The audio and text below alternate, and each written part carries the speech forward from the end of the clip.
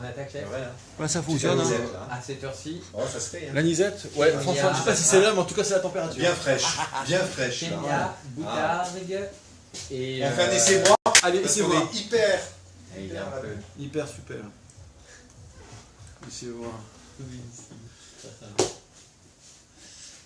C'est bon, on commence.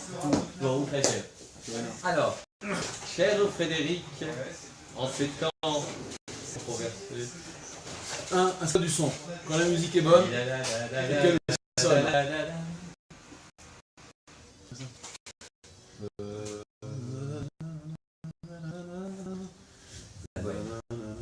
Ah ouais.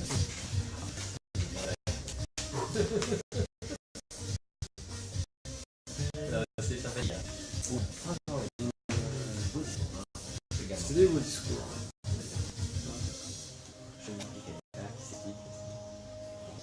C'était de haute qualité. C'est une belle édition, je suis très heureux pour tous ceux qui ont bossé dur pour cette soirée. Ça fait plaisir.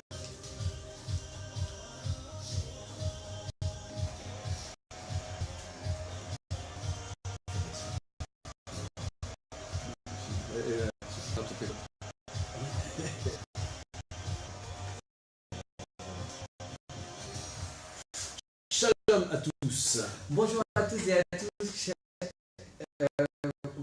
bonjour cher Rabin ici.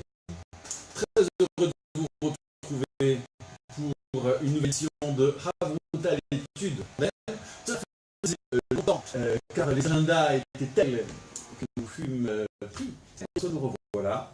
Nous revoilà pour une nouvelle émission, avec nos trois temps, comme oui. la question de l'auditrice ou de l'auditeur, nos interventions respectives et enfin nos activités avant des vacances bien méritées dans quelques semaines pour nous tous, vacances scolaires et vacances estivales. Sans plus attendre, car l'agenda des thèmes, l'agenda c'est aussi le thème qui défile et qui nous interpelle, est chargé, alors que dit juste après le jingle l'auditeur ou l'auditrice anonyme. Alors je découvre avec vous, chers auditeurs, chers Rabin, la question inspirée de notre auditeur certainement, puisque la formule de la manière suivante. Pour éviter la marloquette, nous allons traduire, toutes les opinions se valent-elles? Se valent-elles? Ah, je ne sais pas. Non, c'est pas ce valse-tel, je te vois venir. Oui. Alors, on va traduire la question effectivement. Pour éviter la marloquette, on entend par marloquette traditionnellement controverse, discorde, expression de deux opinions avec différents possibles degrés de violence dans le propos. Parfois, la marloquette peut être le conflit. Donc, ça va de la controverse au conflit. Et donc, éviter la marloquette comme si tous ces degrés étaient dans une même charge négative, préférer la paix plutôt que la marloquette. Est-ce que ça veut dire, si j'entends bien la question, qu'il faut lisser toutes les opinions, gommer les différences et préférer le relativisme au débat d'idées? Est-ce que j'ai bien compris la question d'après toi? Alors, tu l'as peut-être reformulé. Ok. Et je dirais recontextualisé. Donc, il y a un vrai dilemme. D'accord. D'un côté, la paix, qui est une très grande valeur. Gadol HaShalom, ou Senoa Marloquet, grande est la paix, détestable est la discorde. Et en même temps, si on n'est que promoteur de paix, ce qui est évidemment fort bien, hein, on ne peut pas imaginer défendre l'inverse. Hein, mon idéal à moi serait de promouvoir le conflit, la guerre et la discorde. Non. Mais en même temps, ça veut dire qu'il y a un vainqueur, un vaincu, que tout le monde est vaincu, ou que oh, allez, on peut s'entendre, un peu de vin rouge calmera ces gens, et puis c'est terminé. Alors, qu'est-ce que c'est préférable? Que dis-tu et sur la foi de quels arguments? Moi, j'ai mentionné un enseignement de Pirkei Avot qui je suis très attaché et que tout le monde connaît. Kol machloket sheli leshem shamayim sofa leitkayem. V'she'ena leshem shamayim en sofa leitkayem. je replace dans le contexte, dans les Maximes des Pères, les Pirkei Avot, les enseignements de nos maîtres, de nos sages, il est dit tout objet de controverse, tout sujet de controverse, qui est dirigé pour uniquement un but, on pourrait dire sincère et honnête, et objectif, et d'ailleurs ce but il est même précisé dans le texte, les Shem Shamayim. Pour la cause du ciel. La cause du ciel, attention, alors là, évidemment, parce que pour la cause du ciel, il va falloir l'expliquer. Tout objet, tout sujet de discussion orienté pour la cause du ciel, sauf à l'écaille.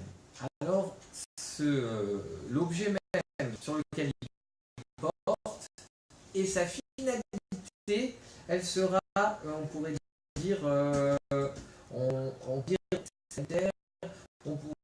dire, sauf à l'écaille, que finalement l'objectif que nous cherchons à atteindre sera atteint, etc. Le contraire, se vérifie, nous disent les Pirkei Avot. À savoir, lorsqu'une personne entre dans un débat houleux ou en cas de suicide, et qu'ensuite nous nous rendons compte, a posteriori, que c'était uniquement pour nourrir une finalité entre guillemets personnelle, etc.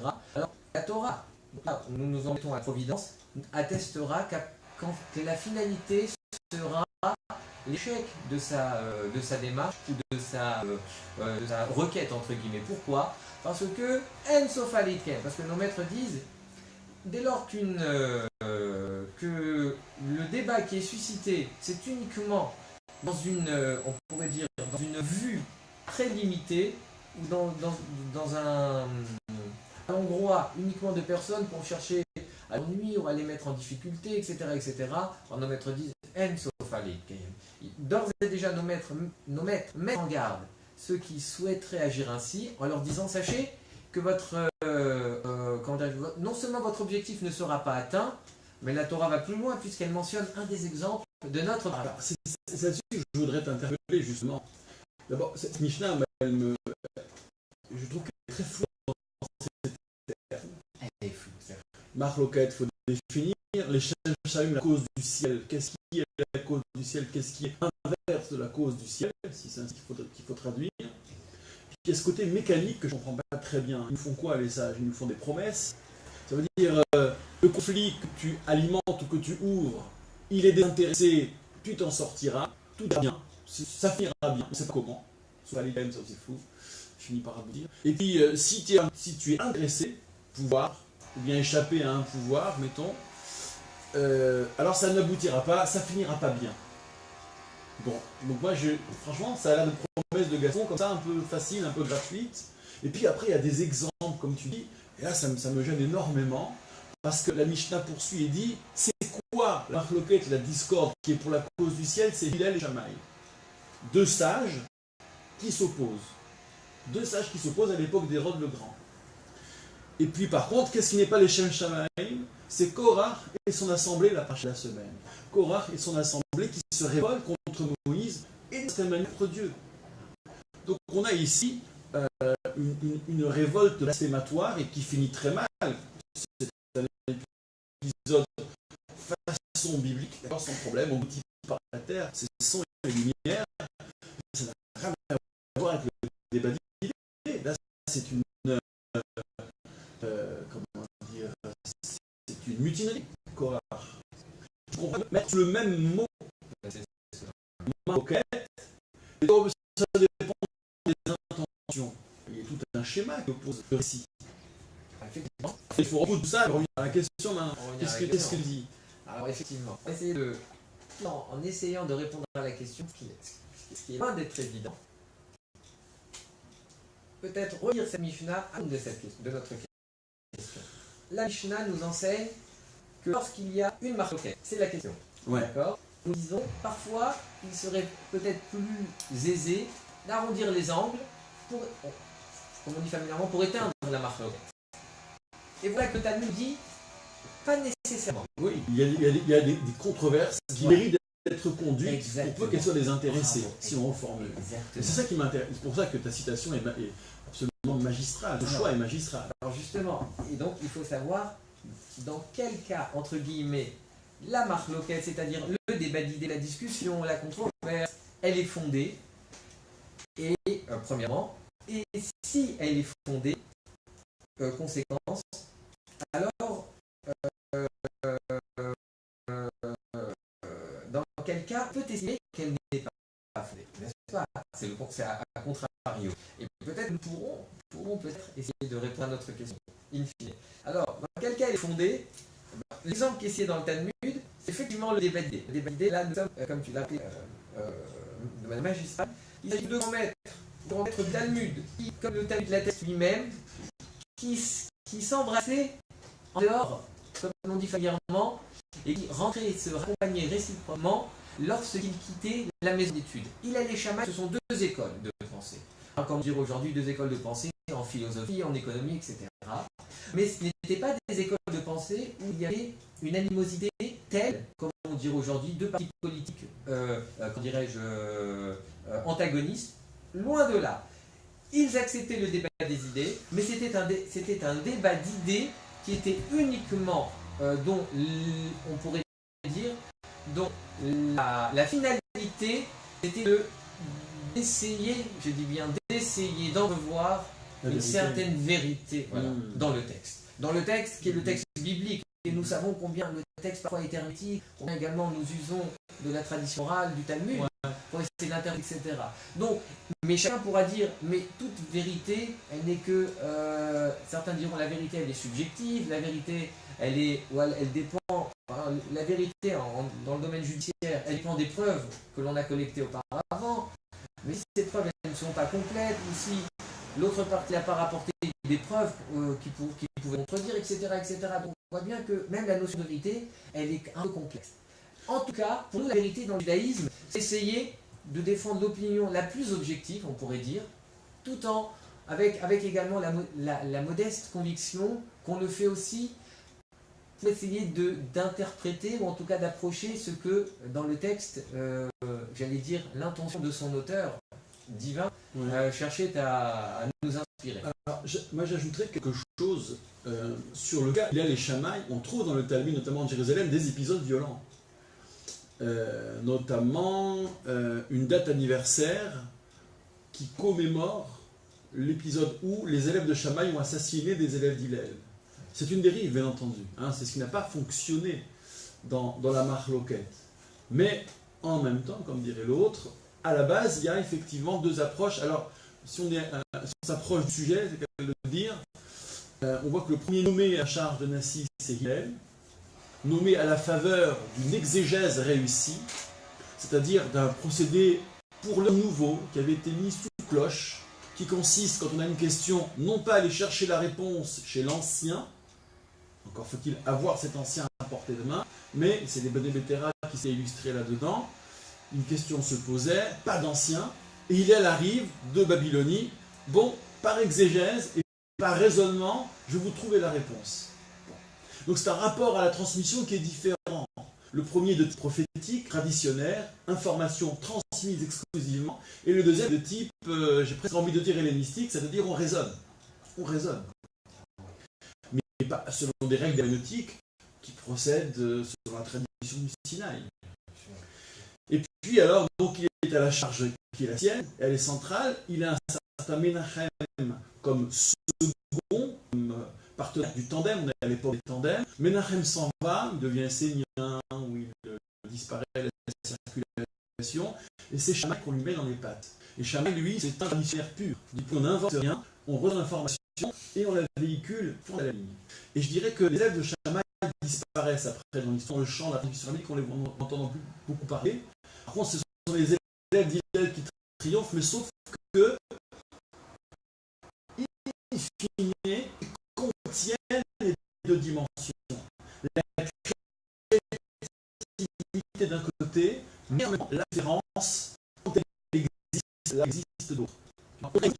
La créativité permet de répondre aux déficits, certes, j'allais dire vertical et lacunaire. Le respect de cette transmission permet de nous préserver des excès, entre guillemets, de créativité. Donc, il y a un Shammai qui aboutit, qui in fine est là, on trouve dans toute marloquette rabbinique, dans toute controverse rabbinique, les deux une force. Mais tout cela est rendu possible. Pourquoi? Alors en fait, la Mishnah ne s'exprime pas en faisant des promesses pour le futur, mais en disant, voilà les expériences passées. Avec Shammai et Hillel, ça a marché. C'est ça qu'il faut retenir, une expérience passée. Par contre, avec Korah, comme pour lui c'est le pouvoir, que le débat d'idées était un prétexte pour renverser Moïse et prendre sa place, je la fais courte, et qu'est-ce qu'on voit? On voit que ça a planté familièrement, hein, qu'il disparaît de la circulation, qu'il n'y a pas aujourd'hui, j'allais dire, une école de pensée de type Korah. Ça n'a rien donné. En Sofalid Kaeb, ce conflit a été gratuit. Et lui perd. Alors, si je reviens à notre question maintenant, on voit que notre Mishnah nous invite à aller à la converse si c'est nécessaire. D'accord? Pour peu, et l'histoire jugera, l'histoire jugera, c'est la Mishnah nous dit, à l'aune des expériences, sans que si vous êtes vraiment désintéressé, si vous n'utilisez pas les causes pour votre profit personnel, l'histoire vous donnera raison. Et il en restera quelque chose de bien, de positif. Donc la question de l'auteur est tranchée, bon, la raison est tranchée dans le vif. D'accord? Il y a des controverses qui méritent d'être conduites, d'être défendues, corps et âme. Pour peu qu'elle soit animée de sincérité, d'objectivité, et qu'elle soit orientée l'échec. Je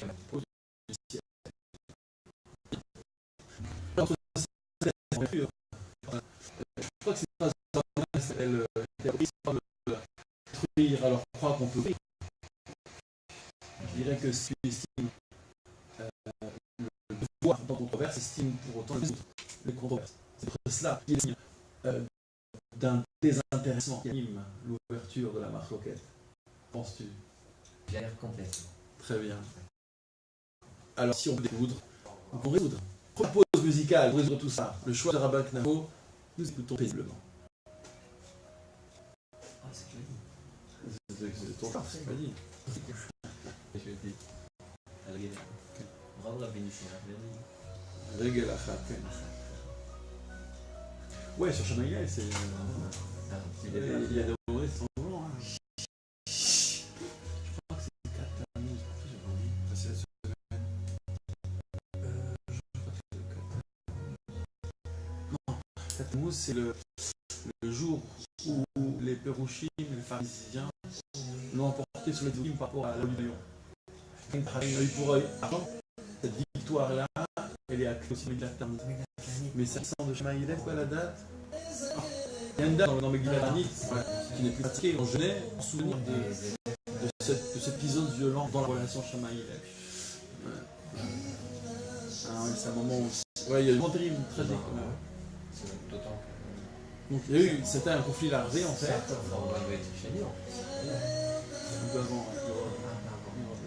C'était le temps où les sages, les rabbins ne faisaient pas de politique. C'est le rôle d'occuper le champ politique. Serait le luxe de ne pas avoir à guider le pays sur un plan administratif et politique. C'est une séparation pour y jouer de l'État, nous avons rien, mais voilà, en tout cas, était un peu de distance. Et donc, du coup, ils se sont concentrés sur le débat du pays. C'est marrant parce que ces lignes forces, on les trouve toujours. Ceux qui vont être dans une posture conservatrice salutaire, en disant mais arrêtez de tout renégocier sans arrêt. Et ceux qui vont être dans la créativité permanente. Il faut un juste équilibre, peut-être intenable, mais il faut, bien sûr. C'est ce qui fait avancer. Être un Shammai Hillel intégré. Bien, c'est nécessairement.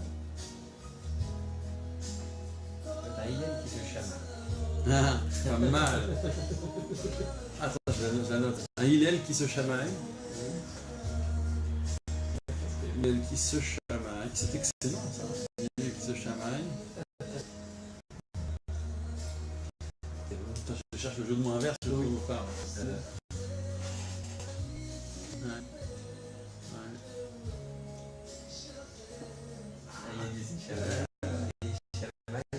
Et un. Ouais. Bon, je trouve, ouais, mais c'est excellent. Ouais.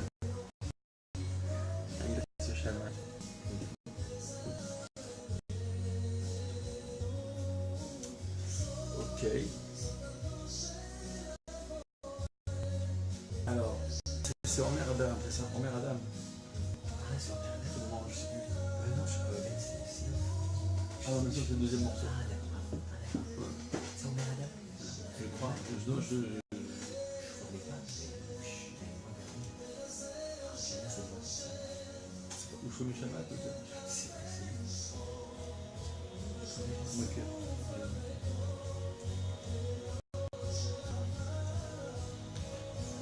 La musique adoucit les mains. Oh, franchement, C'est pas. vraiment.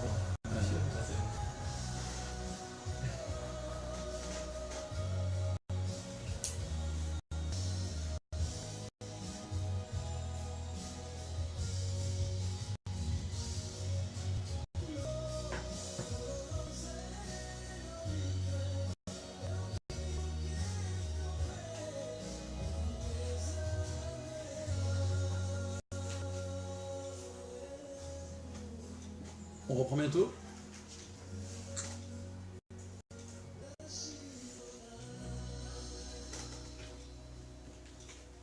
Réchit Olam, au commencement du monde. Omer Adam, c'était le choix du rabbin Nafo, que nous écoutons avec avidité juste après ceci. Merci Rabbi Nissim, tu sais combien nous t'écoutons tous les vendredis matins avec avidité et j'allais dire et comme la matzah avec appétit lors de ton Un discours qui ressemble à Matzah, c'est un peu plat. Qu'est-ce qu'on pense? pardon. J'y rajouterai un peu de comment dirais-je, un peu de levure de mon cru de ton si tard. Je le rappelle donc, tous les vendredis matins sur donc, les ondes de Radio Kol Shalom, qui est une rediffusion de RCJ. RCJ, bien sûr. En une minute, mais Dieu merci, ça ce sont des minutes que nous écoutons avec, vraiment avec passion. Et donc, quelques mots, je serai un peu plus court que toi, quelques mots sur notre paracha, la paracha de la semaine,